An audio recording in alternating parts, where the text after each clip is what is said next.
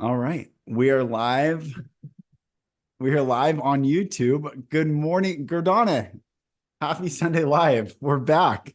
We're back. Happy Sunday to you too, Lucas. We're back. This is so great to be back. And I've missed you in I these miss Sunday lives. Same. I miss you too.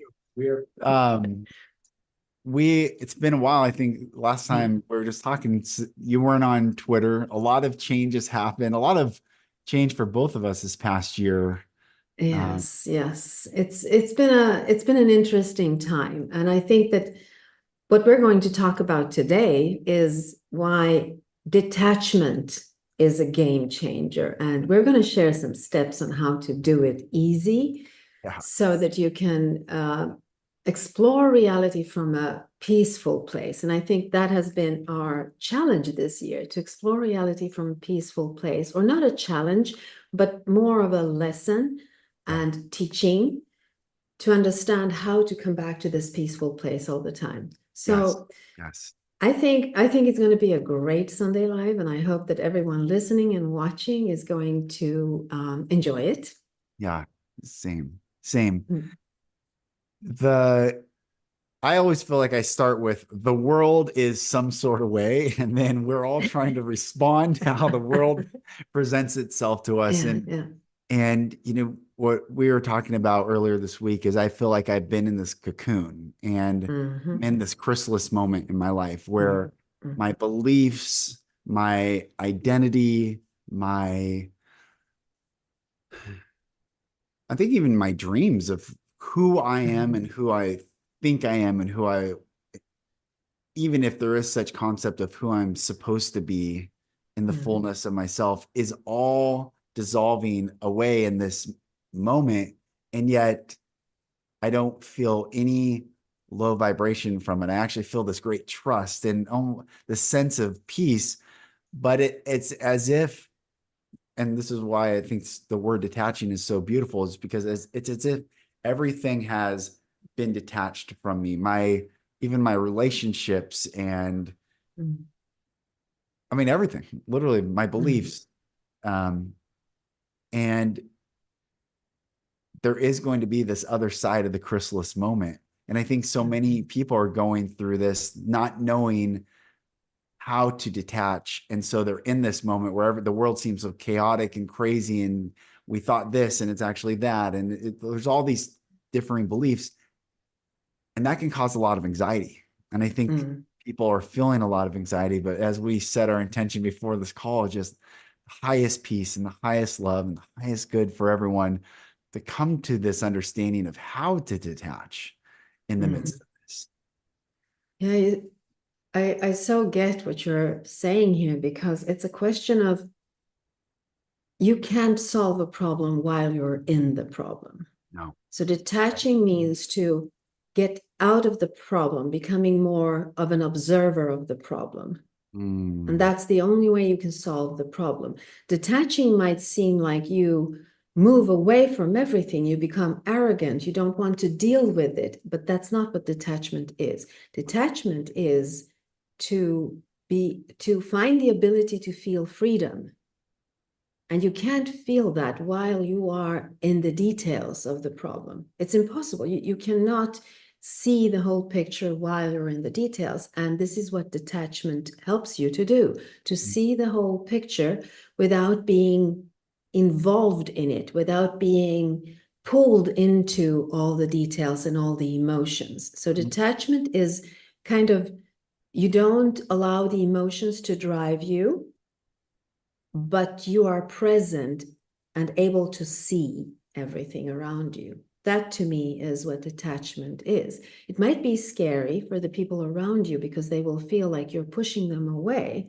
right. But I don't think that most of us, we don't want to push people away. We just want to be able to discern what's good for us and what's not good for us, what we want to have in our reality and what we don't want to have in our reality. It's a question of realizing how to become a more conscious creator in this reality. Yeah. And so detachment would be a tool to do that. Hmm. And there are several ways. I mean, you started detaching even though you didn't make up your mind to do so. It's Right. almost like your higher self guides you into this place where you can find stillness, even though there is chaos around you, Yes. and where there is no fear because you surrender to what is. And Right. then you are able to look at it. Mm. And it's like, feelings, they're like water. They move all the time. And if you're standing in the river, you can't see the flow. You are the flow. But if you jump Mm. outside, you can watch it and you can say, oh, it's going this way, but I want it to go that way. Yeah. You can direct this river of emotions when you're standing outside of it. And it's Mm. not about, repressing emotions, pushing them away. It's more about allowing them to be what they are, and yet not allow them the vibration in your body, just looking at them in a sense, Right. observing them like in a meditation or something like that, giving Right. yourself time, pause, so that you are not pulled into the river by standing on the bank of the river watching it instead. Yeah. Also, it seems like accepting, not trying to fight the current when you're in the current. It's like, Exactly.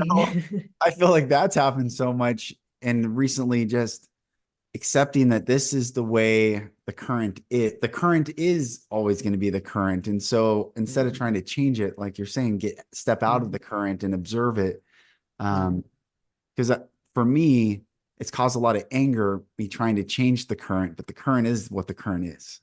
Yes, exactly, exactly. There are two ways, or yeah, two ways we can handle this. If you're a kind person and say that you're in a relationship and it's abusive in some way, Mhm, and mhm, you're a grown up, of course, not a child, but you're a grown up and you're in this, and you will try to fix it mm, until you're blue in your face. You will try to fix it all the ways that you can do, and you might not be able to fix it, but this fixing will keep you in this abusive relationship. It will keep you attached to something that is not good for you. mm, So not being as kind, becoming more kind towards yourself, because if you are present in yourself, you will see that you are not kind to yourself by staying in a relationship which feels abusive mm, and trying to fix the other person. So just being able to see this, it takes it takes courage to jump out of it and look at it from an objective perspective and say, okay, I am kind to this person, but all I'm getting back is horrible things. So I right. need to detach from this. Detaching from that might feel life-threatening. Mm, It might feel life-threatening because who are you outside of this relationship? right. Right. So it takes courage to detach from it and look at it from a higher perspective, look at it from an objective perspective, look at it Yeah. from a more beneficial perspective towards you. And I see this with my clients, that the kinder you are, the longer you stay detached or attached to something that is not good, the harder it is for you to detach. Mm, So you can't become unkind, because if kindness is a part of your personality, you won't be able to change it. Instead, you shift your perspective and then you start looking at yourself with kindness instead, being kind towards yourself. That doesn't mean that you're unkind to others, right. but you start listening, becoming curious on, why am I doing what I'm doing here? How can I stop this? Because this is causing me pain. So Yeah. instead of trying to change or fix someone else, you start the change by fixing yourself first. It's Mm, like shifting your perspective, and that feels to others as if you have detached from them. yeah. Yeah. But what you've actually done is you've changed the current back to you and being kind towards yourself. That's right. That's right. And that's how you avoid becoming bitter or angry or frustrated or whatever it is on the other, because you can't. This is a principle. You cannot break this principle. You cannot change others. Yeah. You cannot change others. You will try for the rest of your life and nothing will happen. You cannot change others. You can change yourself and by that change your frequency, and then give them an option to either stay in this frequency or leave this frequency, but you Mm. cannot change them. One of the big lessons that I'm learning this past year, I said recently on a podcast that two words could summarize my past year is humility and wisdom. And the humility that I'm learning is like with my wife's illness and all that we've gone through and almost wiped out our entire life savings and spent so much and all these 32 different doctors and all this stuff. It was all my physical ability, all my financial, all my like everything that I am as a being, I have put forth into this world to try to change something only to realize that I can't change it. I can't fix it. I can't solve it. And I saw the end of my physicalness in this reality. I live like it's intentional. All my praying, all my meditation, all my intention, all my trying to manifest everything that I am in mind, body, and spirit. I came to this end of that only to realize that there was this divine love almost saying, finally you understand this. It's not about my power. It's about being aligned to power outside myself that comes through me. It's not from me necessarily. And I think the part of the anger, and Muhammad said, yes, he feels anger when I feel that anger when I only observe what is going on around me. So, there's this anger, I think it resonates. I have felt so much anger. And the anger is that I have given my power to other people in hopes that they would return it back to me in some form of love or some exchange, be it seeing me the way I want to be seen. And this goes at work, this goes in religion, this goes in society with friends. I mean, this goes with every encounter of an individual.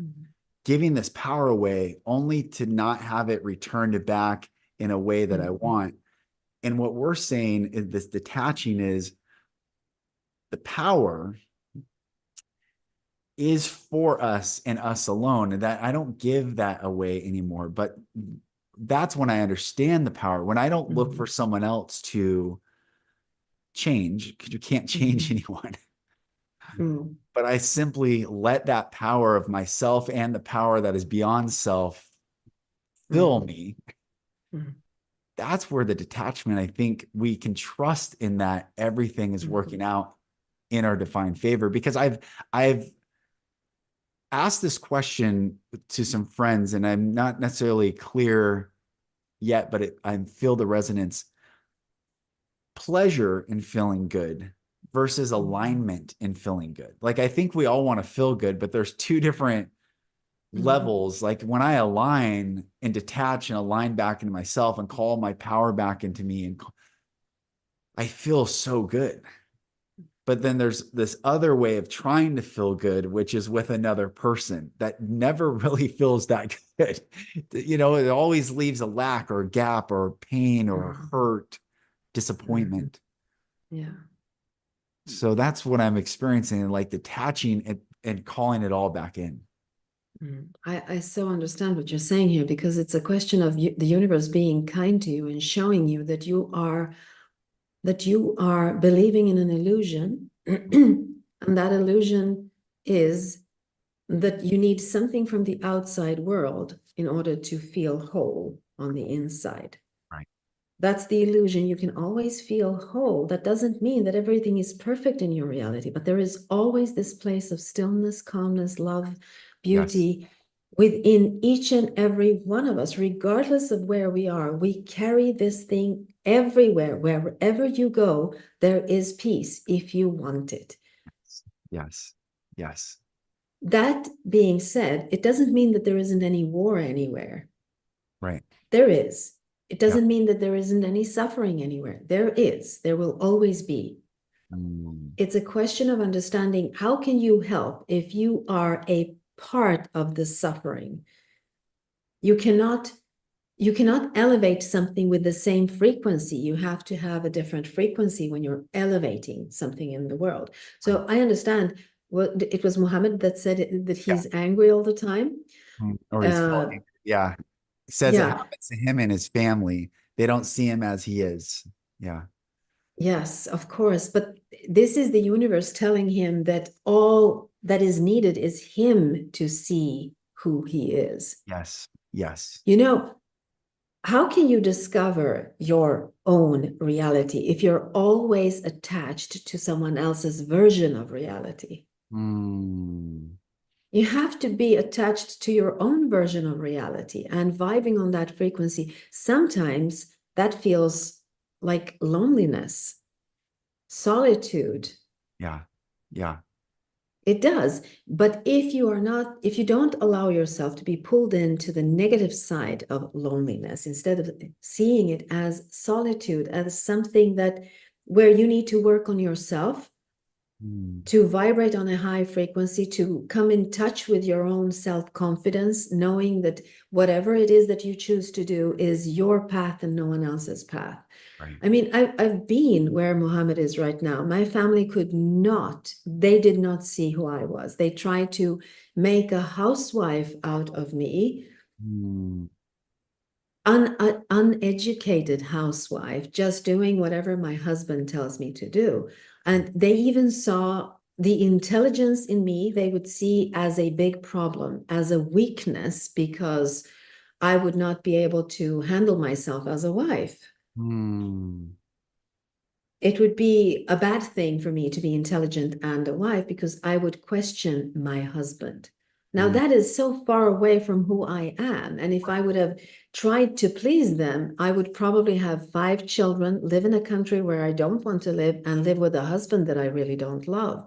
yeah. So, in order for you to discover your reality, your personality, your path, your purpose in life, you have to detach from other people's the expectations of who they want you to be. Right. Right. You have to be who you are. And if they love you, they will start vibing on your frequency because they will start trusting your image. They will start Mm, trusting your path because you trust it. And the mm, universe is showing you this. If they don't vibe with you, they're not your tribe right now. That doesn't mean that you have to cut the, cord with right. your mother. It just means that you have to stay true to whatever it is that you want to explore Yeah. in love and compassion. Hmm. He said, "My God, that is also part of my struggle with them." So,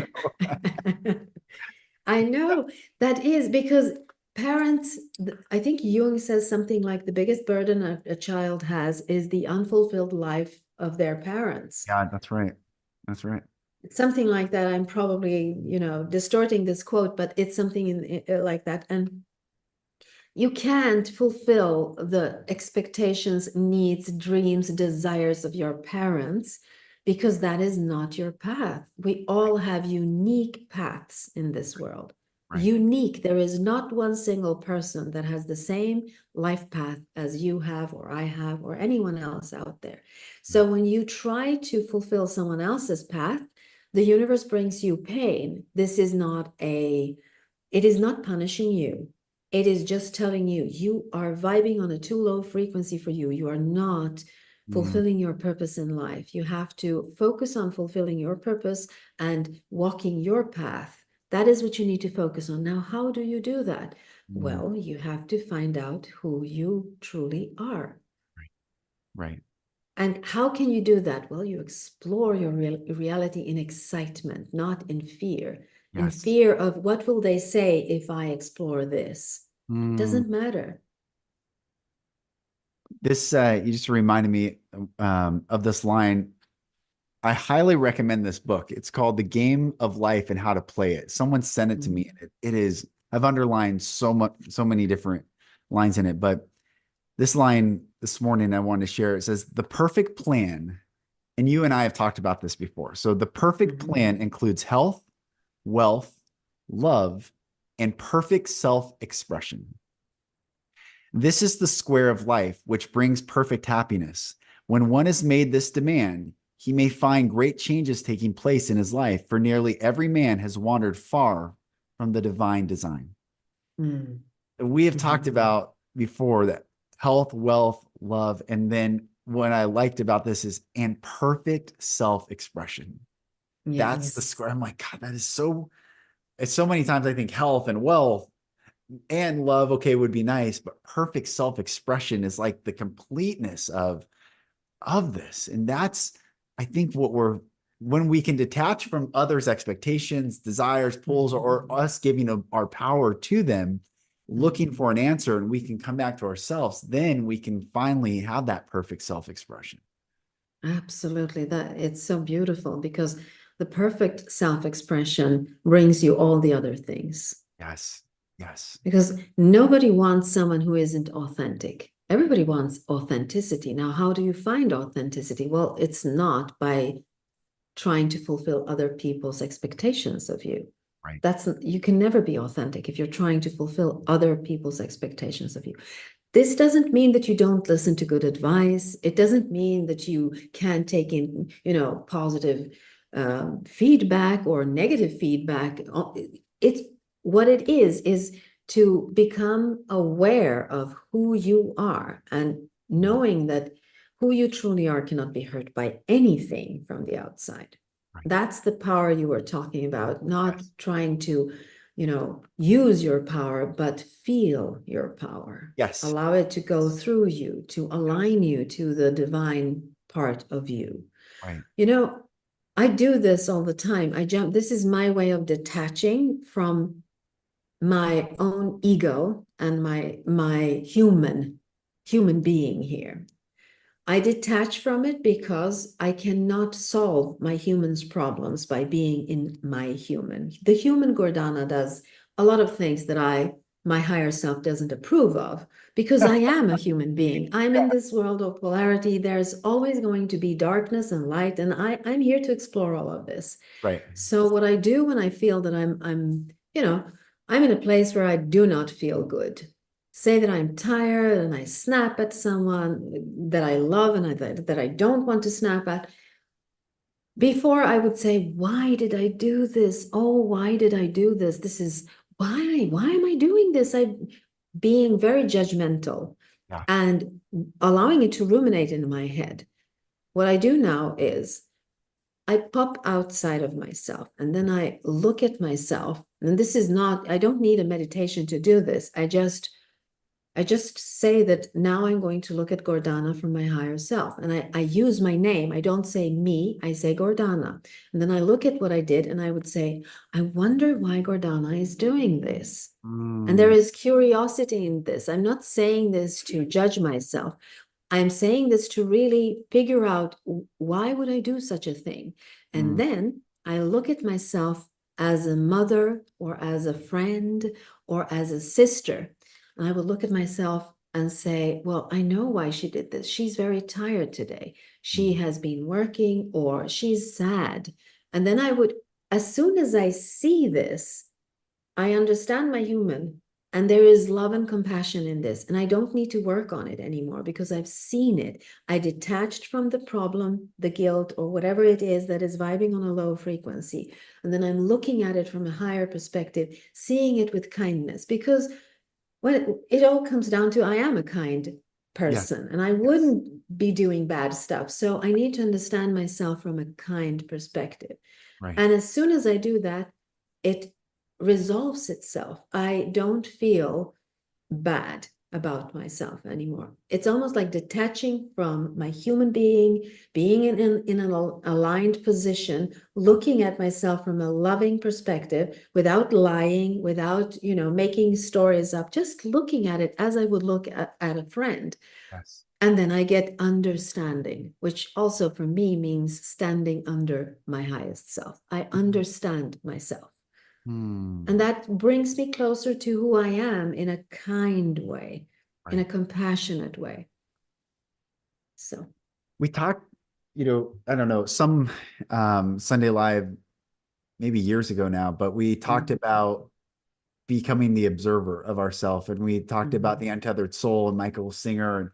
And I used Yes. this example of a client the other day, and that when we're in a movie theater and we're captivated by the movie, we forget that Yeah. we're sitting in dirty seats that strangers have sat in. We don't know. But when someone sneezes, and this is Michael Singer Mhm. uses this example, someone sneezes or coughs, we get jolted out of being in the movie. And all of a sudden we realize, oh, we're in a theater watching a movie. And that detaching in our observation is, I think, the first step to detaching energetically or emotionally or letting this pull from anyone else. And what you're saying when you say, well, why is Gordana doing this, or what, Mhm. that's essentially what Michael Singer's saying is, Mhm. I always talk about it's in the back of my head. I Mhm. sit like up here and observe.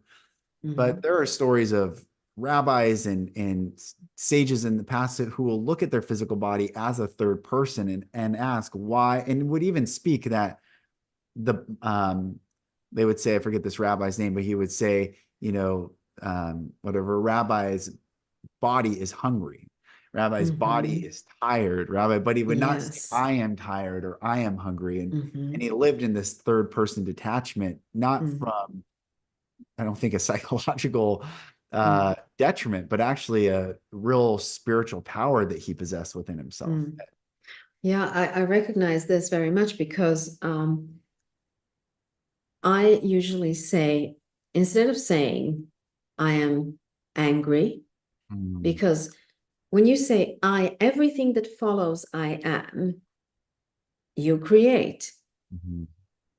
So I am is the stillness. So it can never be anything else. Right. It is only I am. So instead of saying I am angry, I would say I am in a state of anger.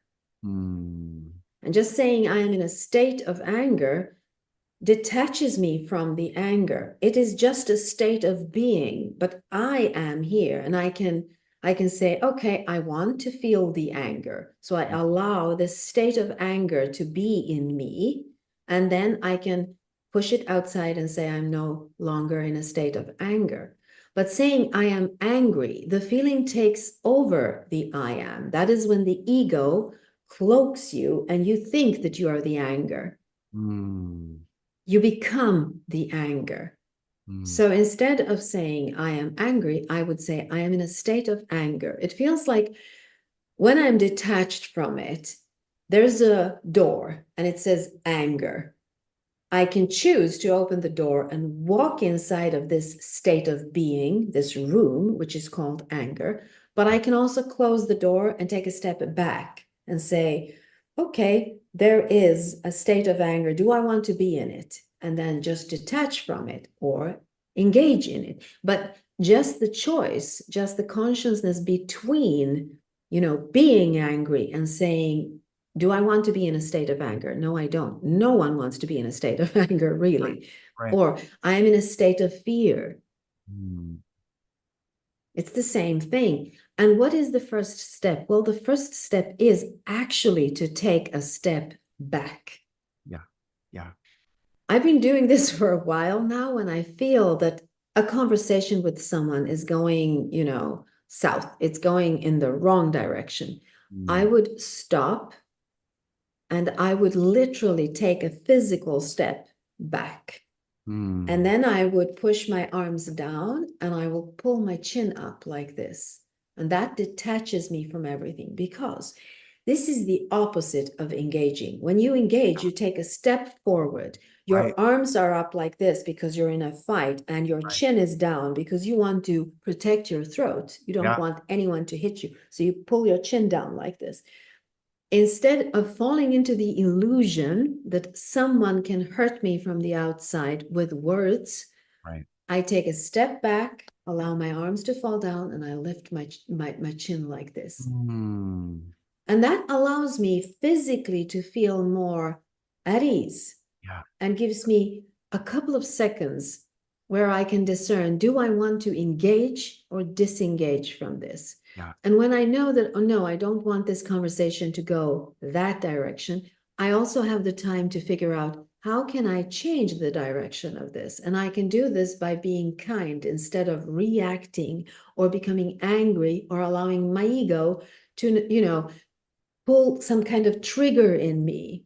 Yeah. I can just say, no, I'll act in a different way. And I can use my mind to understand that the other person might not have meant what I thought they meant, Mm, or they are having a bad day, or whatever it is. But it gives me a chance to discern what's going on really. Now, what happens here is that when you are triggered, you hone into the person triggering you, like this way. If you take a step back and you allow the energy to not drop, but get mm, higher because you're not engaging, and you open up, you can literally see more of yeah. everything.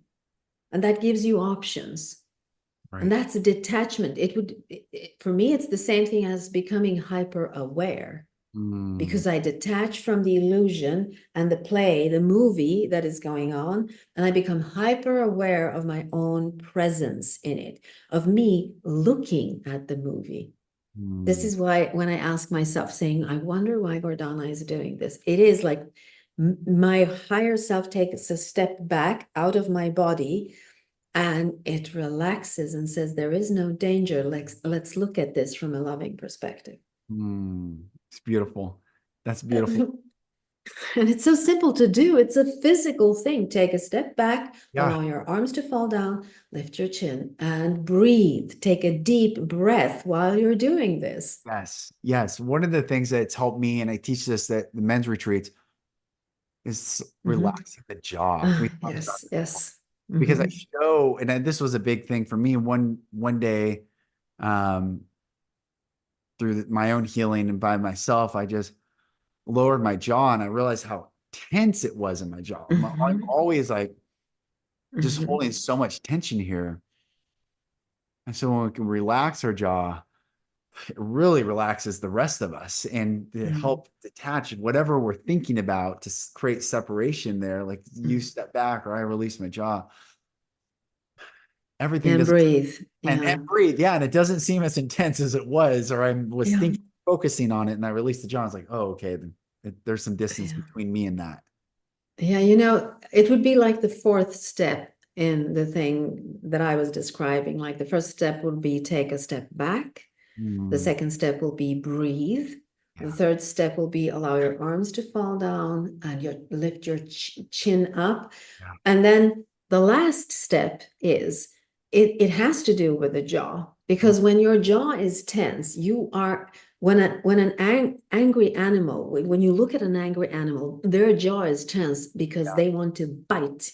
There is you have all the power, all the energy is in your mouth, so to Right. speak. So if you relax your mouth and close it, Mm, do not speak. Let the other one speak. Just listen.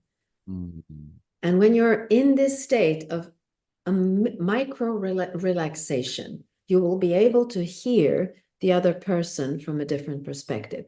You might see that they're actually out to harm you and you don't need to engage in it. Or you might see that there's some kind of trigger going on within you and you can see their frustration and you can talk to them in compassion instead of anger.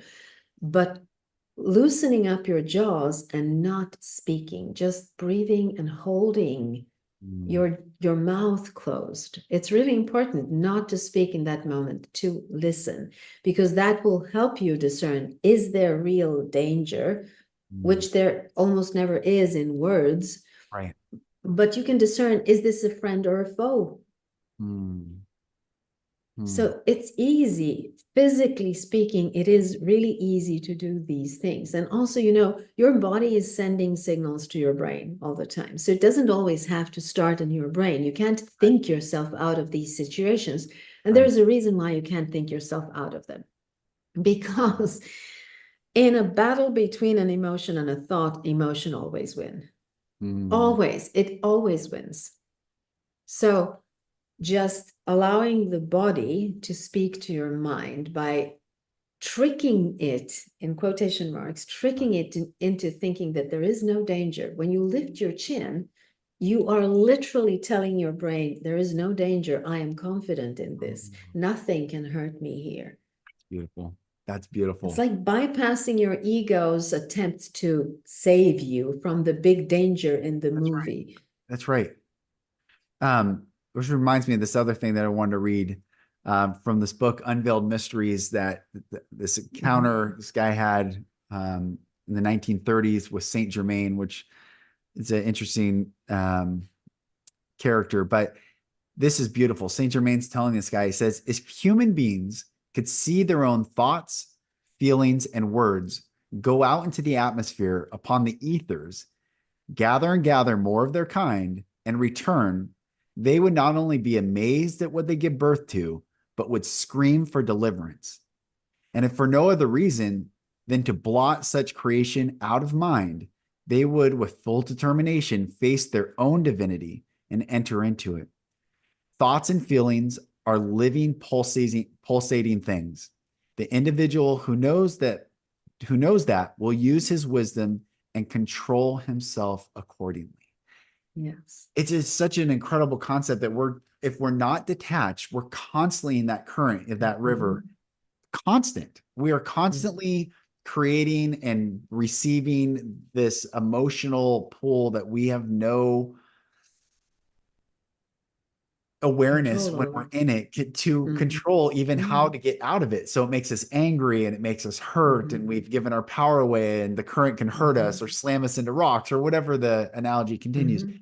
But when we can detach and understand that all our thoughts and all our feelings are living, pulsating things, Mhm.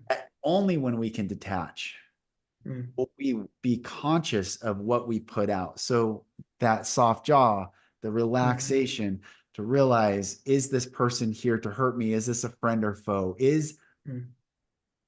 Is my reality in alignment to what I Mhm. want to bring forth into this world? And if it's not, I think, you said, or you reminded me of where attention goes, energy flows, like your vibe Mhm. attracts your tribe type Mhm. narrative. Mhm. Everything that we've attracted that isn't feeling good in the moment is because we Mhm. were in that vibrational state in the current. Mhm. But when we step out, things begin to shift to align to Yes. where we're going. You know, the physical world is in constant change. Yeah. Your stillness is not. It is still. It does not change. You're the observer of that change. Right. So it's in your power to choose what kind of change you want to look at. Now, of course, this feels really hard. When you look at the news, you start looking at people being in fear. You can still detach from all of that. Mm, Detach from all of that because you have the power. I mean, you hold the thing that you change the channels with. What is it called? The remote control. yeah. You Right. hold this in remote control. You can turn it off. Right. Right. The media and the reality on the outside is wanting your attention because that's the only way for the reality and media to exist in this reality, by having your attention, because in your mind you are the co-creator of that reality. Right. But you can say no thank you to that. You can say no, this is not what I want to explore today. I'm going out and I'm going to look at the trees. I'm Mm, going to visit some friends and I'm going to eat a great dinner today. That is what I am going to do today.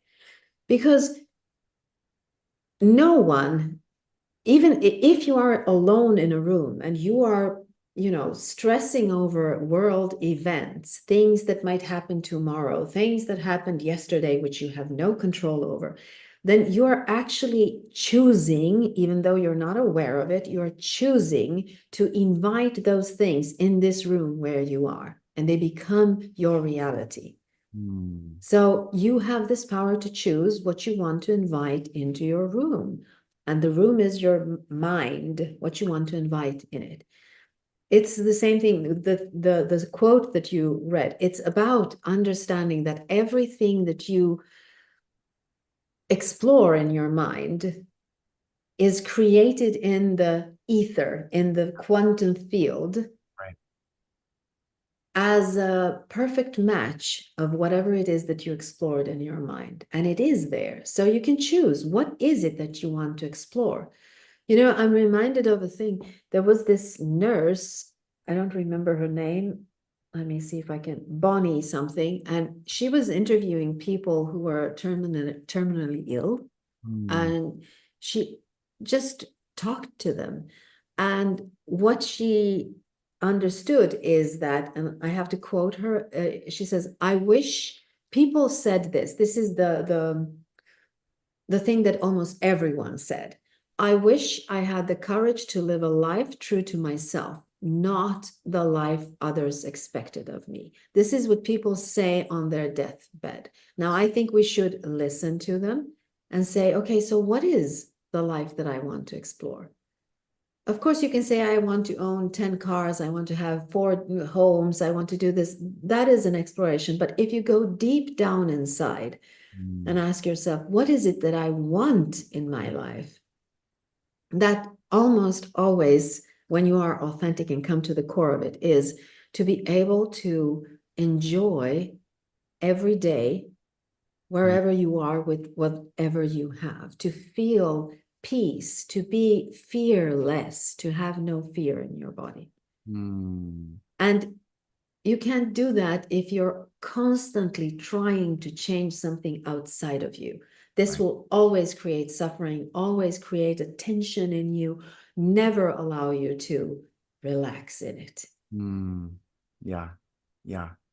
See, So, it's interesting, who, real yeah, quick, if you're saying that, I think the ingredient, because the fearlessness seems almost like what heaven is. I mean, it seems like the yes, ultimate state of beingness. yes. And yet there's the step to get there, which is courage, which is Mm-hmm, acknowledging the fear and then mm-hmm, stepping through that veil. And I think so many of us in humanity get these cloaks put on us, and the cloaks are could be a cloak of religion, the cloak could be a cloak of family tradition or culture. obligation or Mm-hmm, expectation or um, some framework of how to be. The cloak gets put on. mm-hmm, And where courage comes into play is it takes a lot of courage to say, no, thank you, mm-hmm, because it's people that are putting those on. It's not something that just mm-hmm, happens. We're not born into these. It's always a human society or a group, a subset, family, some mm-hmm. archetypes put these cloaks of expectation on us. And for us to find the courage and say, no, thank you. Yes, absolutely. You know, that is one of the most important things, the courage to do so. Right. The courage is the other side of fear, Right. but detachment is freedom of fear. Hmm. So all it takes is sometimes you're forced into detachment because you simply cannot take in more. Or Yeah. whatever it is outside, you can't allow anything in. So you Right. detach, and it's almost like the thing that you describe in the beginning of our Sunday live, where you say, I've been living in a cocoon. Yeah. That's how it feels. It is a cocoon. It's a protective layer, Hmm. and you're looking at reality, but you're not allowing it to disturb Right. this cocoon-like sleep you're in. Yeah. Yeah. It's like you're doing whatever is needed of you, but not more than that. You're just in. Now, many people would say, well, that's depression. And I would say that's not depression. It's Oh, a question of how you, the story you tell yourself about the cocoon that you're in. yeah. You are in a cocoon because you want to discern what you want to allow into your reality and what you don't want to allow into your reality. And I mean, you're not in a hurry. You're not going to catch a train. You have all Right. the time you want. That's right. So staying in this state where you allow one thing to come in, maybe two, but not more than that, because it gives you control. Yeah. Yeah. It gives you control where control is due Mm. here inside. Right. You're not trying to control anything else. You just try to control whatever comes in. Yeah. Now, it can be seen as arrogance from the outside. People Mm, will say, well, he doesn't care about anything. Shrug your shoulders. He doesn't care about anything. mm. But that's not the truth. I know you because you care very much about a lot of things and you're a very loving person. So being in this cocoon for you means just to explore the power of choice Yeah. Yeah. and seeing also, explore yourself as a conscious creator because you choose what you want to create. Yeah.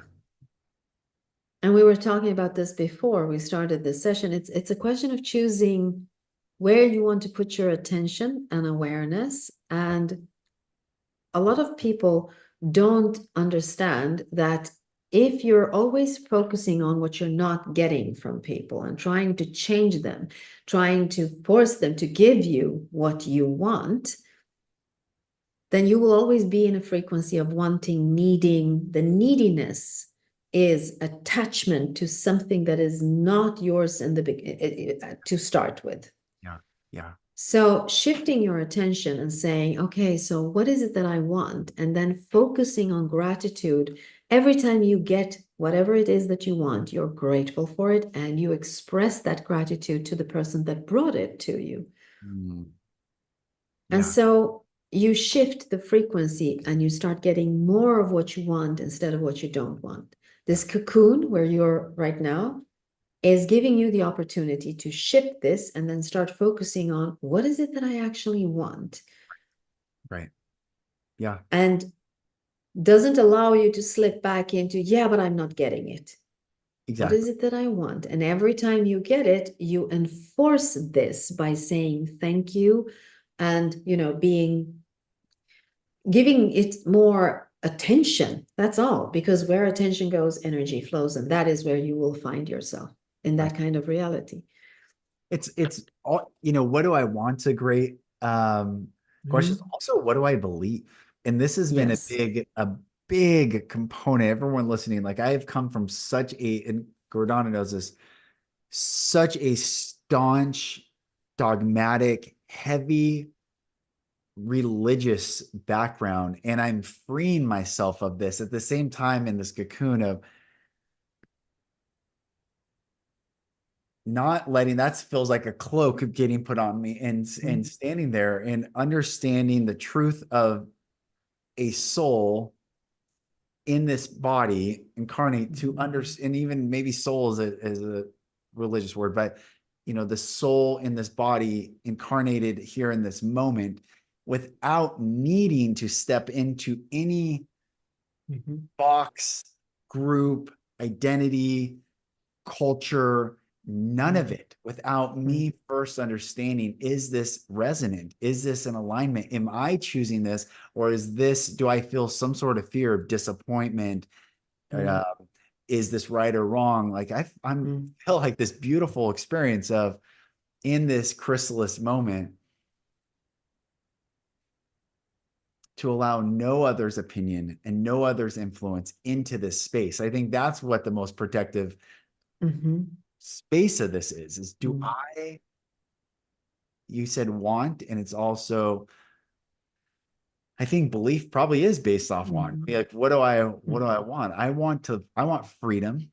I want Mhm. love. I want truth. And I think those three are the trinity of my desire. And I want to see Mhm. everyone experience those three things. Mhm. How those get expressed through any modality, Mhm. I'm finding that for me, there isn't yet a modality that I've seen except go within myself that Yes. is the answer. And I have sought Mhm. all the religious answers that I have access to, from meditating with Zen Buddhist monks in Japan and rabbis and Christian preachers and all these people that are very influential in spirit. And ultimately, what I'm finding Mhm. is this truth within myself that if Mhm. it isn't an alignment, if I don't feel pure peace, you talked about peace. If it Mhm. doesn't bring peace, then it cannot, in my opinion, be true for Mhm. me. Therefore, Exactly. I Mhm. cannot compromise my integrity for Mhm. someone else's perception of myself. Absolutely. This is the core. I mean, this is where you end up when you start looking for yourself, when you start asking, who am I? This is where you find yourself in a place where you understand that if I'm looking for peace, love, understanding outside of myself, I won't find it. Right. It has to be found within, wherever you are, with whatever you have. Right. That is where it comes from. It cannot come from any place else. It can be enforced if you have a lot of other people doing the same thing as you do, in understanding, all of you standing under your highest selves. It becomes a beautiful thing, but you can still do it by yourself too. Yeah. It's there. Well, I think what you don't want in your life is emotional entanglement in things. Right. That is a great way. Because Yes. yeah, because this is the ego doing this. It will entangle you with other human beings. Like we are emotionally entangled with our I am emotionally entangled with my husband, with my son, because there are deep Yes. roots Yes. here. There is love, there is this physical world. We have a soul agreement to explore this physical world here. And this entanglement, this emotional entanglement, is a part of Earth School in a way. So it is okay. But when this emotional entanglement becomes all you do all day long, all year long, it drains you. You need to step back, disengage, lovingly disengage, and look at it the way I say, I wonder why Gordana is doing what she's Mm. doing. And then returning back, because you can't release yourself from all entanglement here, Right. because we have this body and we're here to learn something. But I think that the lesson is, how fast do you disengage from things that are painful, that make you suffer, that make you want to do things like fulfilling the expectations of others. And Mm. all of these things are supposed to be done lovingly. It's not like you go home and you tell everybody to go to hell because I don't want to be with you anymore. Right. It's more of knowing what it is that you want and pursuing it without the anger, resentment, bitterness, whatever it is, just being in it. And it takes, like, at first it takes radical self-acceptance. Mm. And then you have to have this compassionate attitude towards yourself. Mm. Radical self-acceptance is for me to look at Gordana and say, oh my God, why is she doing this? This is causing her much suffering. Like, Mm. she's really suffering right now. Why is she suffering? So accepting that there is suffering, looking at the suffering and saying, okay, I am in suffering right now, Right. without becoming victim to the suffering. Just Mm. looking at it and say, okay, sometimes we have to go through the emotion to understand that it is not as bad as we thought it was. Mm. Thinking about the emotion, thinking about the fear is worse than going through the fear. Mm. And when you go through it, you find yourself on the other side, which means that you have disengaged, or you're no longer entangled in the fear, and you can look at it from a different perspective. So disengaging doesn't mean running away, Right. Right. because here's the thing, wherever you are, there you are. You can't run away from yourself. You can fly to Australia if you want to. You'll still be you, and you'll still be exploring the same things, unless you make a change from within. Yeah. Yeah. That's right. So it is like that. So when you say that you have this compassionate attitude towards yourself, then you have to realize that there is a potential in you. And this is how you do not fall prey to ego, where it tells you, yeah, it's so bad. I mean, oh my God, it's horrible. And you stay in this victimhood. When you see that there is suffering and you understand that you're a victim of the suffering, then you need to see, how can I get out of this? Mm. And you need to see the potential that is in you. And the potential is what you were talking about, feeling this power going through you, saying, I don't have to stay here. There is nothing that can keep me here unless I accept it as truth. Yes. Yes. And that's the whole thing, like navigating through this. And the key thing in all of this is compassion towards yourself and Mm. patience with everything else on the outside. Mm. It's Now, beautiful. sometimes you come to a place where there is no, a place of no return, Yeah. and you have to end a relationship. You have to move out from a situation, and that is also okay to do as long as you're doing it in a kind, compassionate way towards yourself. Yeah. Yeah. Hmm. It's beautiful. Yeah.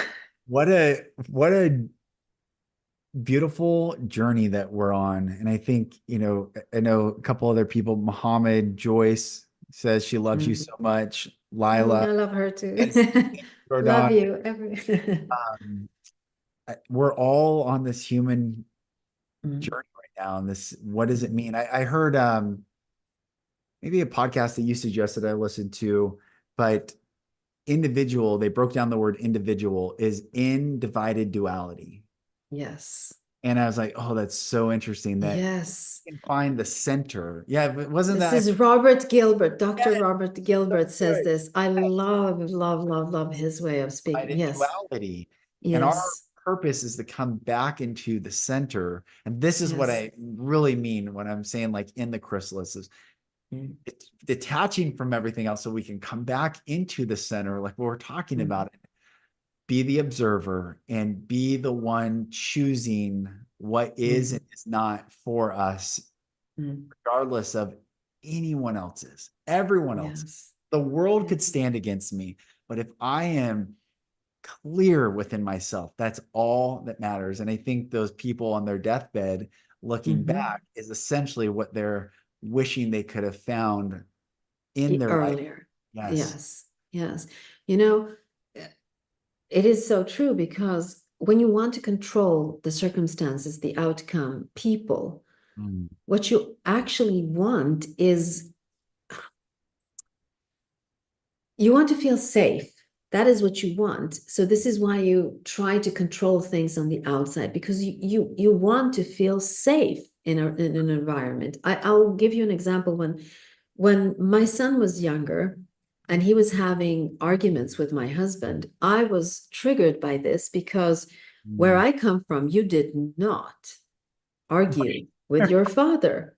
And I Right. was so afraid that it would be the conversation would create an atmosphere in our home where it would be like when I was a child. So I tried to mediate between them. And I realized when my son said, "You have to allow me to have my own relationship with my father." Mm. You can't be between, you cannot control me and you can't control him and you cannot control the Wow, situation. that's really good. Yeah. And that is the truth. And when I think of it, I'm thinking, I don't want to control anyone else. Why would I don't want to control anyone else? So why am I doing it? Again, going into my higher self and saying, why is Gordana doing this actually? And I understood I do this because that is a way for me to feel safe. Because if I can control it, then the atmosphere won't be like it was when I was a child. Right. And that is a big lie. That is an illusion that I'm falling prey to. So what I do is I say to myself, okay, my husband is a loving father. My son is an intelligent child. They Yeah. will find a way. And peace to me, I am not meddling. And Yes. so I leave. In the beginning, I literally had to go outside and take a walk while they had an argument and then Mm. come back and everything would be fine. Now I don't have to do that. I can just listen to it and say, oh, okay, they're discussing something, and that's okay. I trust that they will be able to solve it without my engagement in it. So it's a way to disengage for a moment and allow things to happen, trust that they will Yes. happen for the good of all, and then allowing it to come back to normal again. Mm. So That's this is what disengagement is. It's like, good. don't do things you don't want to do. Like you really, if I ask you, you don't want to control that. Who wants to have that responsibility of controlling everyone else or the Right. situations? No one wants that. Right. Right. So detachment becomes a way of understanding where the true power is Mhm. here. And that is also where peace is. 100%. And this, I know Mhm. we're coming to the end of the hour, but Yeah. this is what I meant when I extended all my humanness, all my intellect, my power, my Mhm. my physical, spiritual, mental, emotional Mhm. abilities to try to solve and get Lauren healed and try to fix this. And I couldn't. I came to the end of myself and it felt very expansive. Like I am definitely Mhm. felt the expansiveness of it, but I also felt the end of it. And on the other side of it was this divine, sovereign love Stillness. stillness. Yeah. And it Mhm. exists in conscious awareness of me, but it wasn't moving Mhm. and I could trust it. And that it Yes. brought me from that understanding. This is where I said humility and wisdom have been the two words Mhm. that I'm taking from that. There is so much peace in being able to trust that on Mhm. the other side of all this entanglement and fear Mhm. and all this stuff, there's peace. And that is such a Mhm. beautiful thing to trust. Absolutely. What a beautiful way to end this Sunday live. Thank you. It's so fun. I'm glad we're gonna get back in the saddle and do Mhm. this on a regular Mhm. basis again. And thank you for Yes. this beautiful conversation. Lantern Hill Morgan said she tuned in late and definitely needed to hear this right now. So that's beautiful. Mm. So beautiful. Thank you, everyone, for watching and being with us this beautiful Sunday. And this was great to do. It felt great, and we'll be Mm. doing more. So make sure you everyone look out for that. And we got some other things coming out too, which are going to be Mm. really beautiful. So thanks, Yes. Gordana. Thank Yes.